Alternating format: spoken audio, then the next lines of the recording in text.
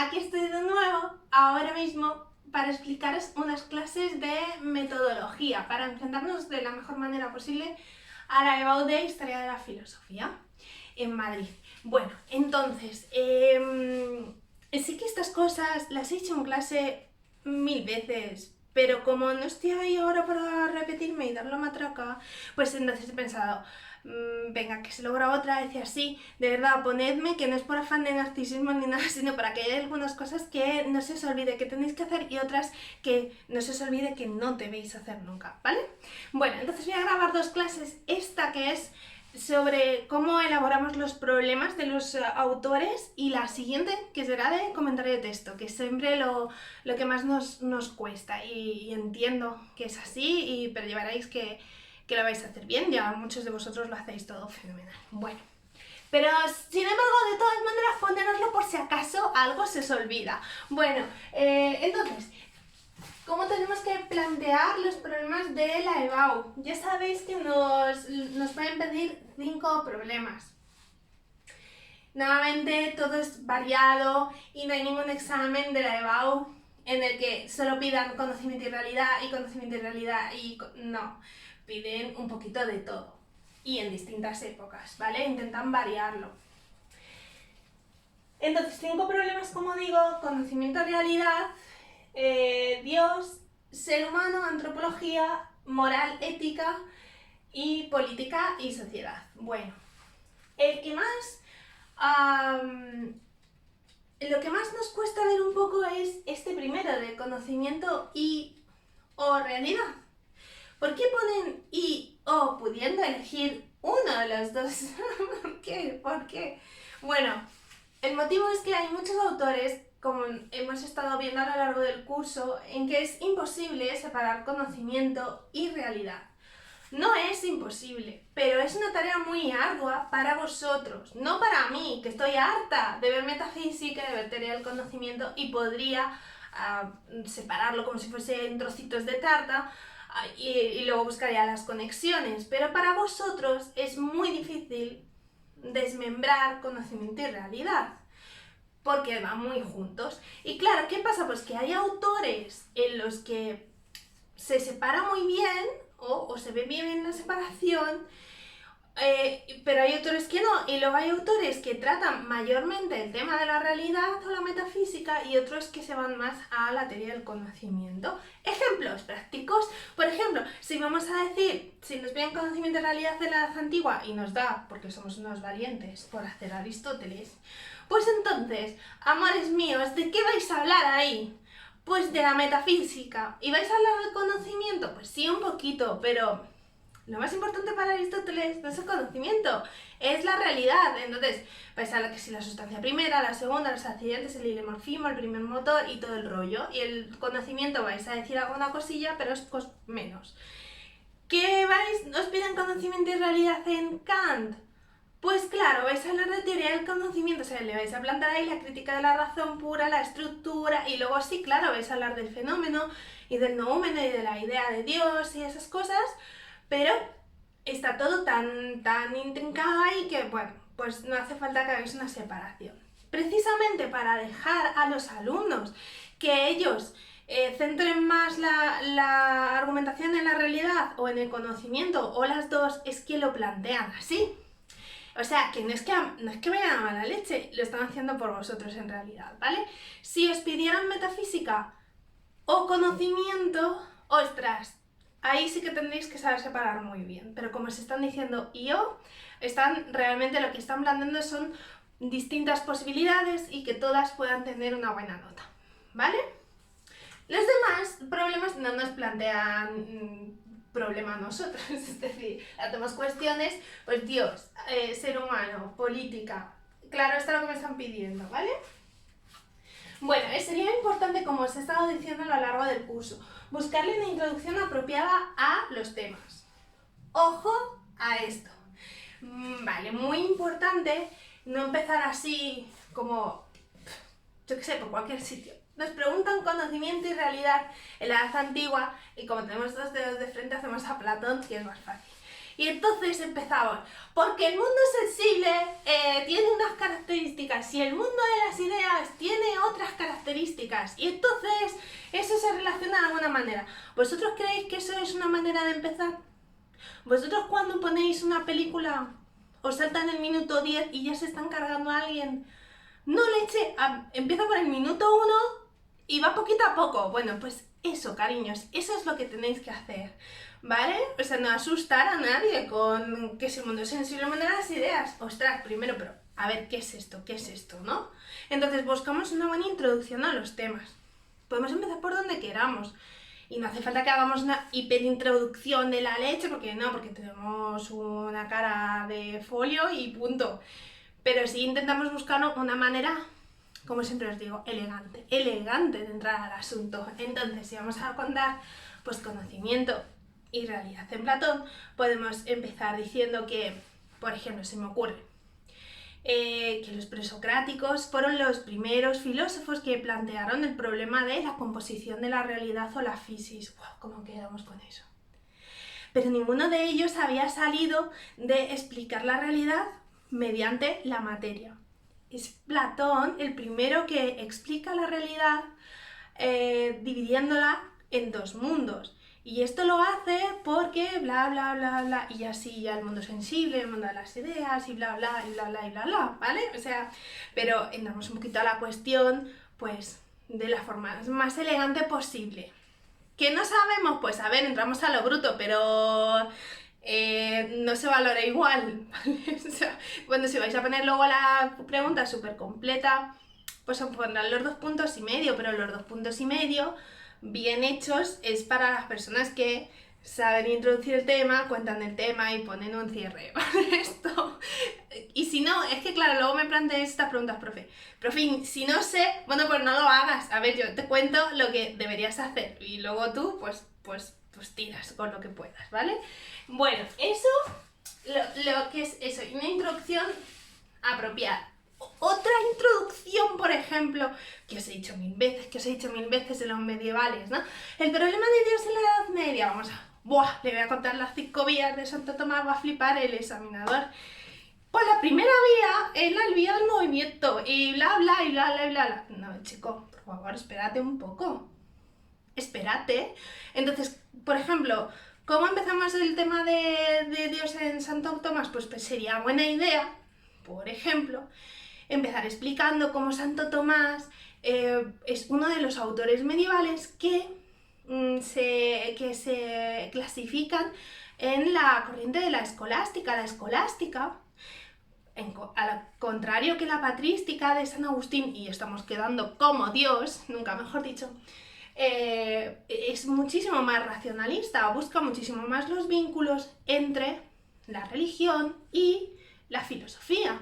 Es por eso que Santo Tomás plantea unas vías para hablar de la demostración de la existencia de Dios y bla bla.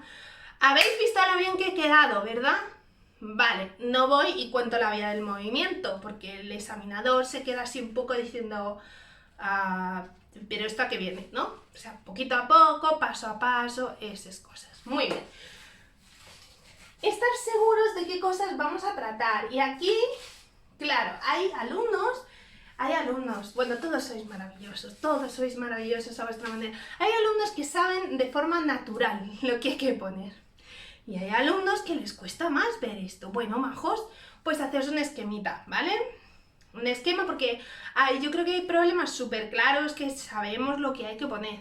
Y hay otros problemas que dices, uff, no está tan obvio, ¿no? Bueno, pues hacernos un esquema al menos de las cosas fundamentales de las que tenemos que hablar, una vez que ya las entendemos, pues eso yo creo que a nivel de preparar la EBAU está perfecto, ¿vale? Entonces, bueno, aquí cada uno como pueda. Si a alguien le sale espontáneo, pues para qué se va a estar haciendo esquemas, pero si no, pues los esquemas son muy buena idea. Y por supuesto, aparte de las prácticas que hemos tenido, pues seguir redactando los problemas, porque eso seguro os va a venir muy muy bien para o sea, de cara a la EBAU. Y aquí esta señora os lo corrige, ¿vale? Sin ningún problema. Esta señora corrige todo lo que necesitáis, ¿vale? Luego, ¿Se pueden relacionar temas, profe? Hombre, claro, pues sí, no solo eso, sino que lloro si hacéis esas cosas, ¿vale? Claro, se trata de relacionar autores, se trata de relacionar ideas. Ahora con cuidadillo, a ver si nos vamos a ir y nos vamos a ir y mezclamos temas y empezamos a mezclar cosas y no. Si no estamos seguros, ponemos de lo que estamos seguros. Si no estamos seguros, los experimentos son maravillosos, pero en clase, conmigo, o sea, con un examinador externo, no, ¿vale? Con examinador externo que no nos conoce, que somos un código de barras, pues no, con eso no nos atrevemos, porque yo os quiero. Entonces, a mí no me importa que experimentéis, pero mejor conmigo, con el examinador que no conocemos, no hacemos eso. Entonces, claro que hay relación entre los temas y claro que podemos hacer alusiones, pero cuidadillo con esto. Por ejemplo, me piden la ética en la edad antigua y digo, ostras, voy a poner a Aristóteles aquí, el hábito, la prudencia y el rollo. Muy bien. Y cuando estoy hablando, por ejemplo, de la felicidad y de que eso es el fin último del ser humano y eso, pues puedo decir, la felicidad para Aristóteles tiene un sentido teleológico, como por ejemplo el primer motor en la metafísica. Pues claro que sí. ¿Y cómo quedó? Quedó que yo era el examinador. Ahora, menciono eso y está guay. Pero, si empiezo que si el primer motor y cuento todo el argumento del primer motor, que eso ya me va a llevar, y luego me lío que si la sustancia primera y segunda, o sea, me he ido de problema. Y eso es un cerapio, ¿vale? O sea, eso es un cero en la pregunta. Si os vais de tema es un cero. Así que estad completamente seguros de que lo que estáis tratando es lo que se os ha pedido. Por favor, leedlo varias veces, porque no sabéis la de errores que hay en la selectividad, eso así, de que no han leído el enunciado porque está uno nervioso. Es que está uno nervioso, si yo lo entiendo. Leed el enunciado 7 veces si hace falta y cogéis el boli y pone ética, edad antigua para estar seguro de que lo estamos haciendo bien, ¿vale? Entonces, relacionar temas del propio autor o con otros autores como ahora diré, pues está perfecto, pero por favor no os vayáis de tema. Por favor, no os vayáis de tema. Eso es un cero en la EBAU, vale. Cosas que son buenas ideas maravillosas que a veces tenéis. Bueno, tratar de ser precisos, sí, por favor. Hay que tratar de saber definir las cosas y de relacionarlas bien. Hay que emplear términos filosóficos y eso se valora muchísimo en la EBAU. Es que Kant decía que en un libro que el conocimiento se construye con el espacio y el tiempo y luego le ponemos conceptos. Pues muy mal, o sea, fatal. Kant, en la crítica de la razón pura, explica que el proceso del conocimiento comienza por la estética trascendental, donde las impresiones sensibles se unen al espacio y el tiempo como condiciones a priori de la sensibilidad. Eso es técnico, eso nos gusta, decir vaguedades no nos gusta nada, ¿vale? O sea, eso olvidadlo. En la EBAU hay que ser precisos y hay que intentar ser todo lo precisos que podamos.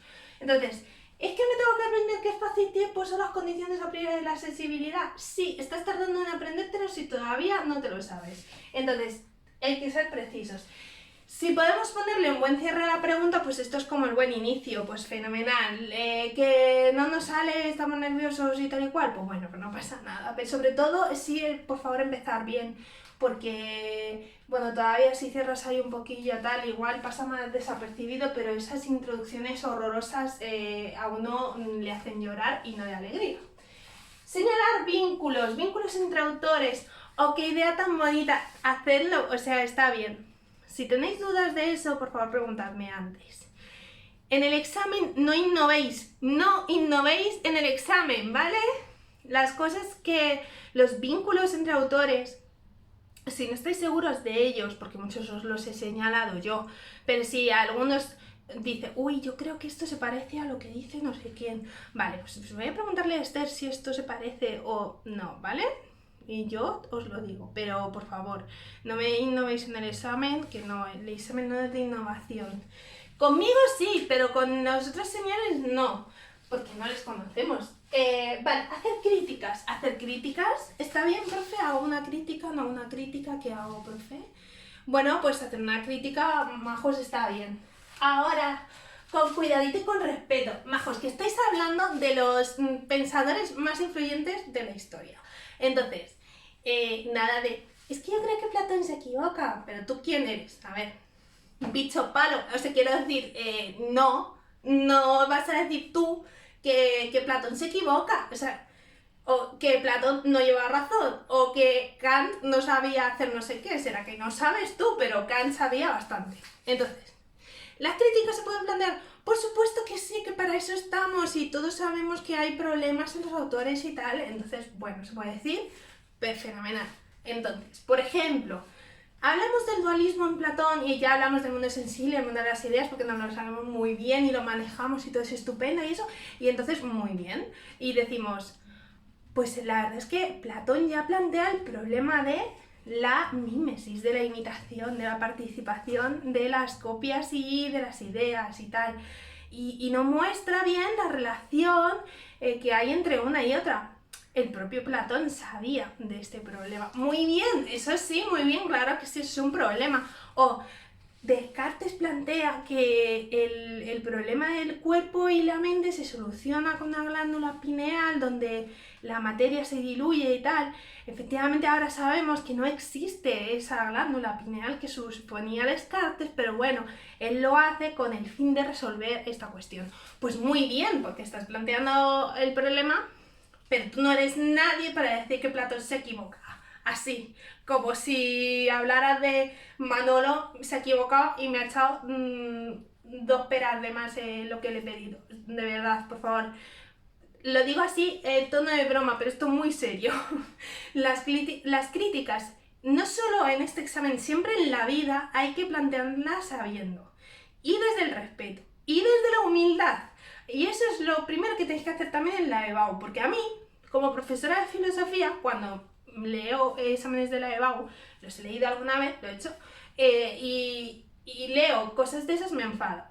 Digo, pero este código de barras, este código de barras 7.819.514, este señor o señora, ¿por qué es tan prepotente? Porque, claro, por eso digo que cuidadillo con las críticas, porque estamos hablando de los grandes autores de la historia del pensamiento. Sí se pueden plantear críticas, por supuesto, se pueden manifestar problemas en la filosofía de los autores, pero por favor, siempre desde la humildad y siempre desde el cariño, como siempre deberían plantearse las críticas por otro lado. Bueno, y ahora, ejemplos prácticos. Venga, vamos a hacer alguna preguntita para que vosotros me veáis cómo yo voy mezclando y digo cosas. A ver, luego, hay que entender pues que no hay una manera estándar de hacer una pregunta.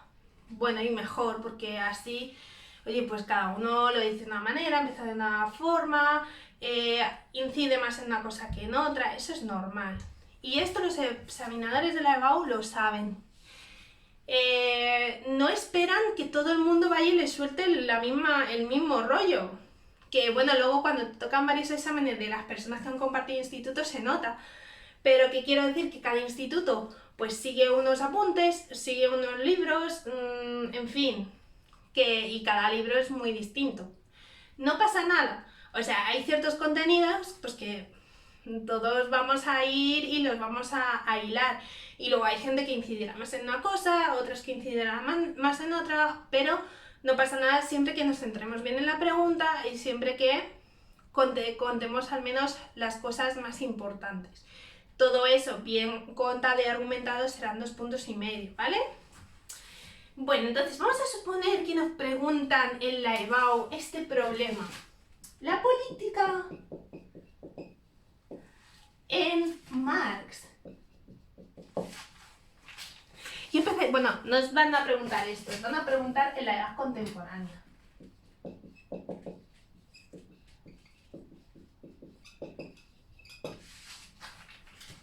Y entonces, majos, nadie me va y me hace cosas raras. Vamos a coger a Marx, ¿vale?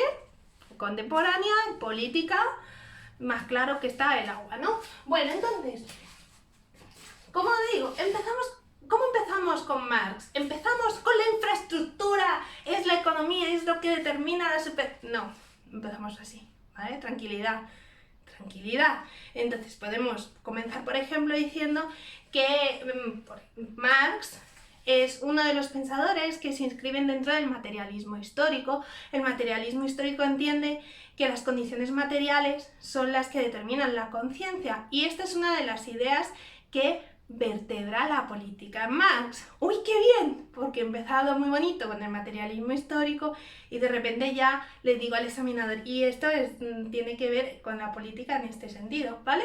Por ejemplo, eso sería un inicio. Hay miles de inicios, cada uno tiene el suyo.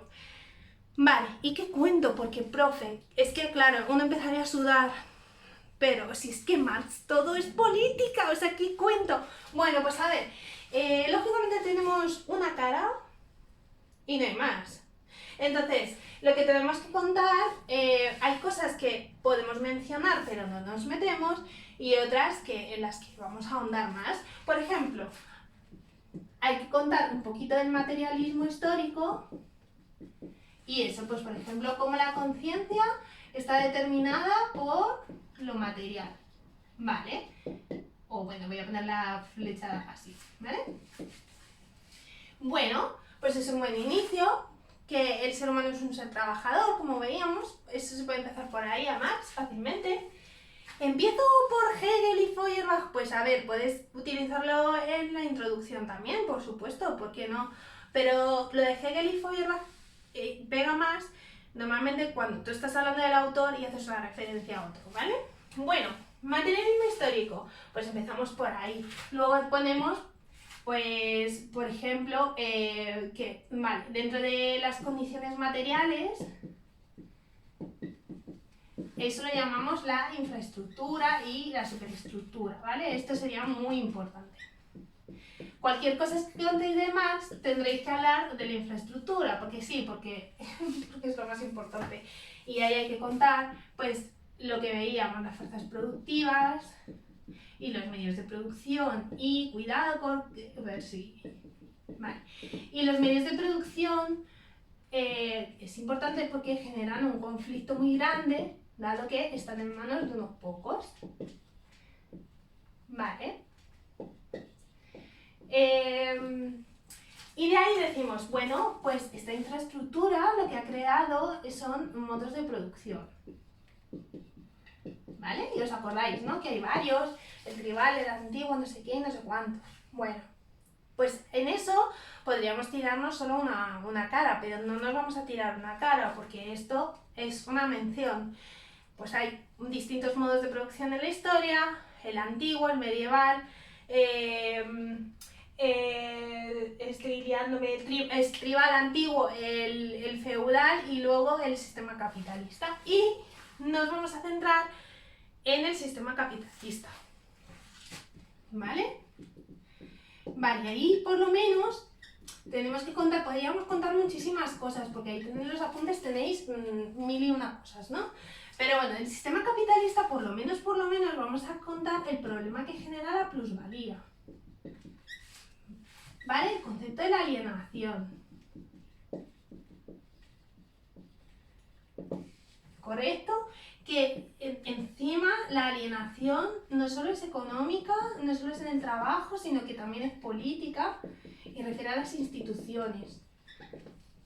Vale, y luego vamos a explicar cómo el sistema capitalista lo que genera es una contradicción enorme, o sea, genera dos clases, que todos lo sabemos. Bueno, la lucha de clases probablemente ya lo hemos mencionado aquí en los modos de producción, pero que genera pues eso, dos clases totalmente distintas, que para Marx lo que genera es el conflicto, ¿no?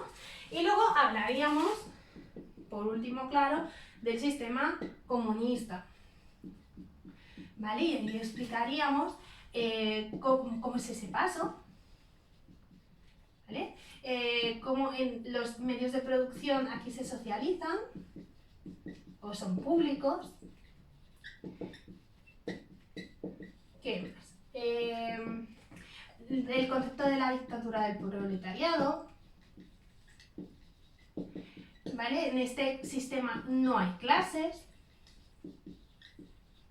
¿vale? Por tanto, tampoco hay problemas en otro sentido, ¿vale? Políticos o lo que sea.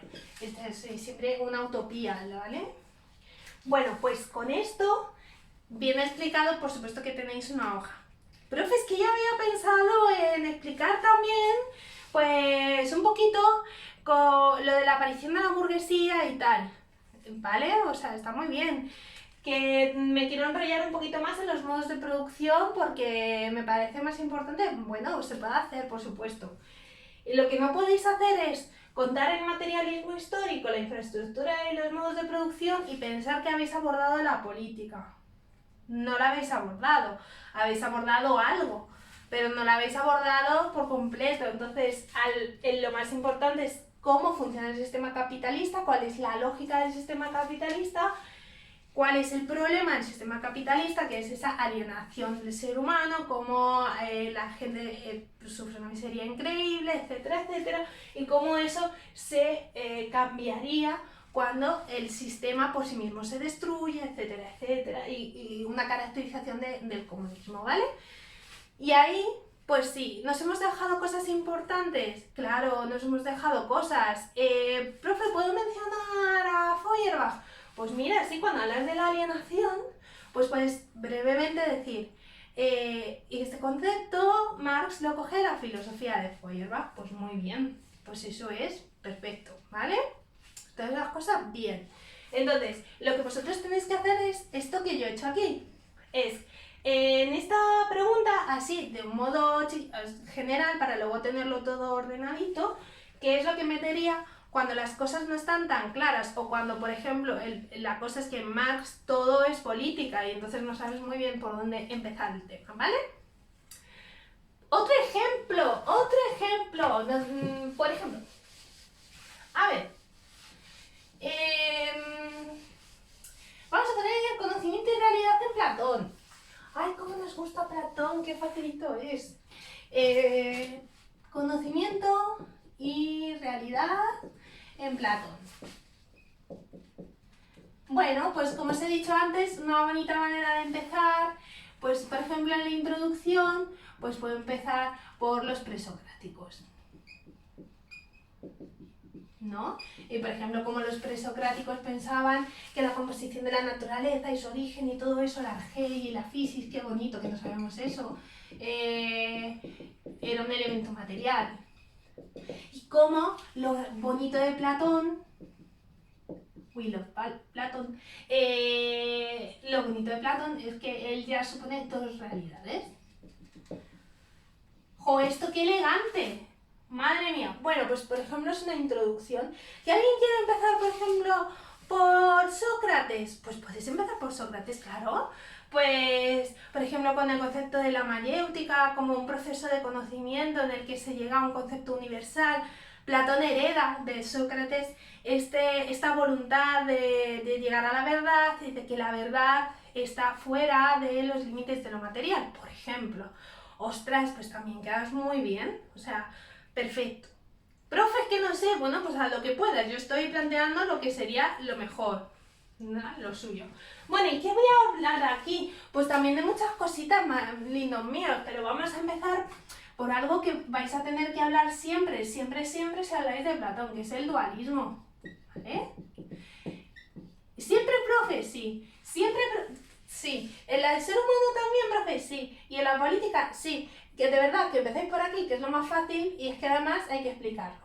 Y hay que explicarlo porque es la idea fundamental que vertebra todo el pensamiento de Platón. Entonces, si no cuentas esto, es como no un jardín sin flores. Bueno, entonces, además, nos están pidiendo conocimiento y realidad, y decimos, bueno, pues empiezo por esto, y luego voy a conocimiento. Puede ser al contrario, sería un poco raro, pero bueno, sí, o sea, siempre hay maneras de contarlo. Bueno, pues ahí contamos la caracterización de los dos mundos. Una cosa que queda muy bien, ¿vale? El sensible, el mundo de las ideas, no me meto, ¿eh? Una cosa que quedaría muy bien explicar es ¿Por qué? Porque Platón supone dos mundos. ¿Vale? Que os dije, yo os expliqué por qué, cómo llega la idea de que son dos realidades, eso quedaría fenomenal en la EBAU porque ahí es donde uno nota que el alumno ha comprendido bien la cuestión. Vale. Y, por ejemplo, el problema de la participación.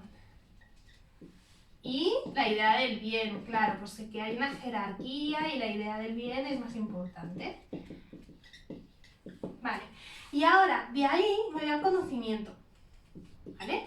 Y digo, bueno, esta manera de ver la realidad es la que marca también el proceso del conocimiento, porque el conocimiento es un paso de conocimiento sensible al conocimiento de las ideas, es decir, de la doxa a la episteme. ¿Y aquí qué contamos, profe? Pues hombre, vamos a contar, cómo no, el símil de la línea. ¿Vale? Pues el grado más bajo, es la pista, la casilla, hasta las ideas, ¿vale? Y luego vamos a contar, por supuesto, un poco del mito de la caverna. ¿Sí? Y por lo menos que la idea del bien sería el último conocimiento. Y aquí, por ejemplo, podemos mencionar cómo la persona que tiene este conocimiento es la que luego va a gobernar la polis. Pues sí, podemos hacer una mención a la política. Quedamos muy bien haciendo eso. ¿Nos metemos en los tipos de sistemas políticos? No, por Dios, o sea, es que no hay espacio. No os metáis en eso. Pero ciertas menciones, pues claro, son interesantes hacerlas, ¿vale? ¿Y qué más me estoy dejando el conocimiento? Bueno, una cosa muy importante es que el conocimiento es recuerdo, y esto ya lo sabéis. Y entonces contamos ahí la idea de la reminiscencia. ¿Vale? Y muy importante que el conocimiento entonces es innato en Platón. Ya sabéis que la cuestión del innatismo es una de las grandes cuestiones que hemos debatido este curso. Algunos alumnos que son innatistas, iba a decir, algunos autores que son innatistas como Platón, como San Agustín, como Descartes, y otros que van por la otra vía, Aristóteles que no, Santo Tomás que no, Hume que no, en fin, ¿vale? Ese diálogo entre innatistas y empiristas pues es importante, entonces esto es muy importante. Ahora, profe, ¿y puedo mencionar que en el Fedón Platón habla de la reminiscencia y de que el conocimiento es innato? Bueno, pues claro que sí. O sea, es que es el texto que tenéis en la selectividad, lo podéis mencionar y decir que ahí Platón, el argumento de la reminiscencia le sirve para explicar la inmortalidad del alma. Hombre, pues igual es que el examinador realmente cuando leas vuestra pregunta se emociona y se pregunta cómo un alumno tan bueno ha pisado una aula. O sea que sí, todo lo que podáis hacer para engrandecer vuestro comentario y lo que sepáis, por favor, claro, haced uso de ello y ponedlo. Si no estáis seguros, no lo pongáis porque vuelvo a la idea de que no es buen momento para hacer experimentos y sobre todo también porque estáis nerviosos. Es un día para ser conservadores y no meternos en jardines raros, ¿vale? Bueno, pues aquí voy a parar, porque podría seguir 7 horas de vídeo contando los autores y esas cosas, pero yo creo que la idea está más o menos clara. Insisto, si no sabéis qué se tiene que meter en cada problema, por favor, haceos un esquema. Así que tampoco tarda uno tanto en hacérselo. Hombre, tardaréis un poco más que yo, pero vamos, que no, y así guarrete, o sea, como sea, como salga, pero de manera que luego esos últimos días antes de la EBAU ya no nos estamos repasando toda la teoría, sino que estamos más en esto, o sea, ya hemos entendido lo que es el mundo sensible y las ideas y todo el rollo, y ya cuando vemos esto sabemos de qué cosas tenemos que tratar ese día, ¿vale?